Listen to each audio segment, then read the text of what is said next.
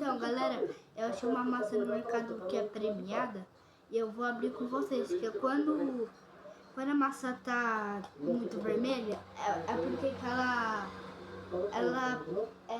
é porque ela vem prêmio. Então eu vou abrir aqui com vocês. Você tem categoria para estar pilotando essa moto? Oxi. Oxi. Precisa abrir isso? Só tem habilitação B. Tô abrindo. Você tem habilitação? Mentira. Galera, veio com uma moeda. Meu Deus. Meu Deus.